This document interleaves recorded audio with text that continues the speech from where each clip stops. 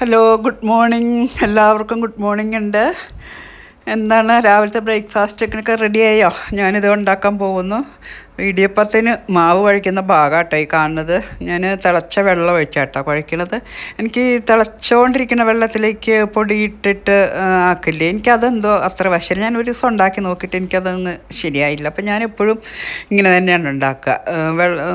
അരിപ്പൊടിയിൽ ഇടിയപ്പപ്പൊടിയിൽ ഉപ്പൊക്കെ ചേർത്ത് തിളച്ച വെള്ളം ഒഴിച്ച് വെച്ച് കുറേശ്ശെ ഒഴിച്ചിട്ടാണ് ഞാൻ ഉണ്ടാക്കുക. ഇങ്ങനെ നന്നായിട്ട് മിക്സ് ചെയ്തതിന് ശേഷം ചൂടാറിയിട്ട് നമ്മൾ കൈ കൊണ്ട് തന്നെ കുഴച്ച് ഉരുട്ടിയെടുക്കും കേട്ടോ. എന്നിട്ട് ഞാൻ സേവനാഴിയിൽ ചുറ്റിക്കുന്ന സേവനാഴിയിൽ അതാണ് കേട്ടോ എടുക്കണം. സേവനാഴി എന്ന് തന്നെയല്ല അതിന് പേര് പറയുന്നത്.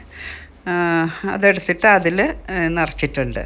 എന്നിട്ട് ഞാൻ ഇഡ്ഡലിത്തട്ടിലാണ് കേട്ടോ ഉണ്ടാക്കണത്. അപ്പോൾ ഇഡ്ഡലിത്തട്ട് വെച്ചിട്ട് അതിൽ തേങ്ങ ചുറ്റിയിടുക, എന്നിട്ട് ഇത് ചുറ്റിച്ചെടുക്കാം. ഇതെനിക്കിത് മാത്രം വലിയ പ്രയാസമായിട്ട് തോന്നാറില്ല കേട്ടോ. മറ്റ് പണ്ട് കാലത്ത് ഇങ്ങനെ ഞെക്കണമെന്നുണ്ടായിരുന്നില്ല. എൻ്റെ ചെറുപ്പകാലത്തിലൊക്കെ 2 പേര് പിടിച്ച് ഞെക്കണമായിരുന്നു. എനിക്ക് അത് പ്രയാസമായിരിക്കും. അപ്പോൾ ഇത് മുഴുവൻ ചുറ്റിച്ചിട്ടുണ്ട്. ഇനി അതിൻ്റെ മുകളിലും തേങ്ങ ഇടുക, എന്നിട്ട് നമുക്ക് ആവിയിൽ വേവിച്ചെടുക്കാം. അപ്പം ആവിയിൽ വെച്ചിട്ട് നമുക്ക് നോക്കാം എന്തായിരുന്നു. അപ്പോൾ വെന്തിട്ടുണ്ട്, നമുക്ക് നോക്കാം. അപ്പോൾ നമ്മുടെ ഇടിയപ്പം റെഡി ആയിട്ടുണ്ട്. ഇതൊന്ന് ചൂടാറാൻ വയ്ക്കാം കേട്ടോ. ചൂടാറിയിട്ട് വേണം ബൗളിലേക്ക് മാറ്റാൻ.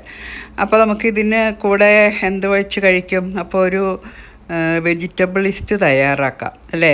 അപ്പോൾ ഇടിയപ്പം വെജിറ്റബിൾ ഇസ്റ്റും നല്ല കോമ്പിനേഷനല്ലേ? അപ്പോൾ ഞാൻ കടായി വെച്ച് കറിവേപ്പില, എണ്ണ ചൂടായി കഴിഞ്ഞാൽ കറിവേപ്പില ഇട്ടു കേട്ടോ.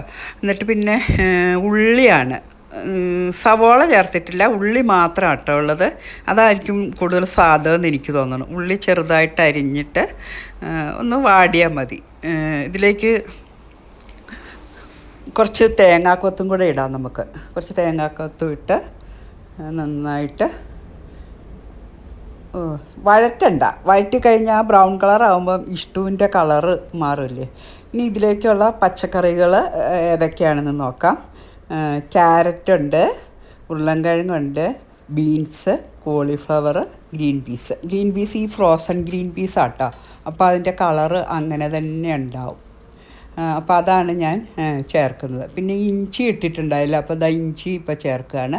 പിന്നെ പച്ചമുളകുണ്ട്. പച്ചമുളക് വേറെ എരിവൊന്നും ചേർക്കുന്നില്ല, അപ്പോൾ പച്ചമുളകും ഇട്ട് ഉരുളൻകിഴങ്ങ് അരിയണത് ചെറുതായിട്ട് അരിയുക കേട്ടോ. അതായത് നമ്മുടെ മെഴുക്കുവരട്ടിക്ക് അരിയില്ല, അതിനേക്കാളും ചെറുതായിട്ട് അരിയുക. എന്നിട്ട് നമുക്ക് ഇതെല്ലാം കൂടെ ഒരുമിച്ച് ഇതിലേക്ക് ഇടാം. സെപ്പറേറ്റ് ഇടണമെന്നില്ല, എല്ലാം കൂടെ ഒരുമിച്ചിട്ടിട്ട് ആവശ്യത്തിന് ഉപ്പ് ചേർത്ത് നന്നായിട്ട് ഇളക്കുക. അത് കഴിഞ്ഞിട്ടേ നമുക്ക് ഇത് വേവാൻ കുറച്ച് വെള്ളം വേണമല്ലോ. അപ്പോൾ അതിന് ഞാൻ എന്താ ചെയ്യണമെന്നറിയോ? നമ്മുടെ ഇടിയപ്പം കുഴച്ച പാത്രം ഉണ്ടല്ലോ, ആ പാത്രം കഴുകില്ല, അതിലേക്ക് ആ വെള്ളം ഒഴിക്കും. അപ്പോൾ അതിലാ മാവൊക്കെ പറ്റിപ്പിടിച്ചിരിക്കുമല്ലോ. അപ്പോൾ അതിലേക്ക് കുറച്ച് വെള്ളം ഒഴിച്ചാൽ നന്നായിട്ട് മിക്സ് ചെയ്യും. അപ്പോൾ അരിപ്പൊടി കലങ്ങിയ പോലെ കുറച്ച് വെള്ളം ആകും. അപ്പോൾ അതൊഴിക്കുക. അപ്പോൾ കുറച്ച് കറിക്കൊരു കട്ടി പോലെ വരും. അല്ലാണ്ട് ഇതിൽ ഞാൻ അരിപ്പൊടിയൊന്നും ചേർക്കുന്നില്ല, അതിൽ മിക്സ് ചെയ്ത്. ചിലർ ഈ കോൺഫ്ലവറൊക്കെ ചേർക്കുന്ന കേട്ടിട്ടുണ്ട്, പക്ഷേ ഞാനത് ചേർക്കാറില്ല. ഒന്നുകിൽ നല്ല കട്ടിയിൽ തേങ്ങാപ്പാൽ തന്നെ ഒഴിക്കും, അല്ലെങ്കിൽ നട്ട്സ് അരച്ച് ചേർക്കും. ഞാനിപ്പോൾ ഇന്ന് തേങ്ങാപ്പാലാണ് ഒഴിക്കുന്നത്. നട്ട്സും കൂടെ അരച്ചാൽ നല്ല റിച്ചായി നല്ല കട്ടിയായിട്ടിരിക്കും. അപ്പോൾ ഇന്ന് നട്ട്സ് അരച്ച് ചേർക്കാറുണ്ട് ഞാൻ, ഇന്നിപ്പോൾ ചേർക്കുന്നില്ല. ഇന്നിപ്പോൾ ഞാനിതാ ഈ വെള്ളമാണ് ഒഴിക്കുന്നത്. ഈ വെള്ളം ഒഴിച്ചിട്ട് നമുക്കൊന്ന് വെന്ത് വരണമല്ലോ, അപ്പോൾ ഒന്ന് മൂടി വെച്ച് വേവിക്കാം. അപ്പോൾ ഒന്ന് അരച്ച് വെച്ചിട്ട് വരാം. അപ്പോൾ കഷ്ണങ്ങളൊക്കെ വെന്തിട്ടുണ്ട്, കഷ്ണമൊക്കെ വെന്ത് വന്നിട്ടുണ്ട്. ഇനി നമുക്കിതിലേക്ക് തേങ്ങാപ്പാൽ ഒഴിക്കാം. തേങ്ങാപ്പാൽ പൊടിയാണ് കേട്ടോ. ഞാൻ ഈ ചെറിയ പാക്കറ്റുകൾ വാങ്ങി വയ്ക്കും, വലിയ പാക്കറ്റ് വാങ്ങിയില്ല. അപ്പോൾ ഒരു കറിക്ക് ഒരു പാക്കറ്റ്, അപ്പോൾ എളുപ്പമുണ്ടല്ലോ. എന്നിട്ട് അത് തിളപ്പിച്ച് ആറിയ വെള്ളത്തിലൊഴിച്ച് കലക്കിയിട്ട് വയ്ക്കും. തേങ്ങാപ്പാൽ ഒഴിക്കുകയാണ്. എന്നിട്ട് നന്നായിട്ട് മിക്സ് ചെയ്തിട്ട് നമുക്ക് വേണമെങ്കിൽ ഇതിൽ കുരുമുളക് പൊടി ഇടാം, പെരിഞ്ജീരകപ്പൊടി ഇടാം. കുറച്ചിട്ടാൽ മതി കേട്ടോ, അല്ലെങ്കിൽ എന്താണെന്നറിയോ വൈറ്റ് കളർ അങ്ങോട്ട് മാറും. അപ്പോൾ കുറച്ച് കുരുമുളക് പൊടി ഞാൻ ഇടുന്നുണ്ട്. കുറച്ച് കുരുമുളക് പൊടി ഇട്ടു. ഇനി കുറച്ച് പച്ച വെളിച്ചെണ്ണ ഒഴിച്ചാൽ മതി മുകളിൽ. പച്ച വെളിച്ചെണ്ണ ഒഴിച്ച് നമുക്കിത് വാങ്ങാം. ഇത് നമ്മുടെ റെഡിയായി. അപ്പോൾ ഇതിങ്ങനെ കണ്ടപ്പോൾ എനിക്ക് പഴയ കാലത്തേക്കൊരു ഓർമ്മ വരികയാണ്. ഞാൻ എൻ്റെ മക്കൾ ചെറുതായിരുന്നപ്പോൾ മലപ്പുറത്തായിരുന്നു ജോലി ചെയ്തിരുന്നത്. അവിടെ ഇങ്ങനെ ഇഷ്ടംപോലെ വീടുകളിങ്ങനെ വാടകയ്ക്ക് കൊടുത്തിട്ടുണ്ട് ജോലിക്കാർക്ക് താമസിക്കാനായിട്ട്. അപ്പോൾ അടുത്ത ക്വാർട്ടേഴ്സ് എന്നാണ് അവർ പറയണേ. നടുക്ക് മുറ്റം ഇങ്ങനെ ചുറ്റും വീട്, ക്വാർട്ടേഴ്സ് പോലെ നിരനിരയായിട്ട് വീട്, ലൈൻ വീടെന്ന് പറയില്ലേ, അതേപോലെ. അപ്പോൾ മുഴുവൻ കൂടുതലും ടീച്ചേഴ്സും ജോലിക്കാരുമാണ്.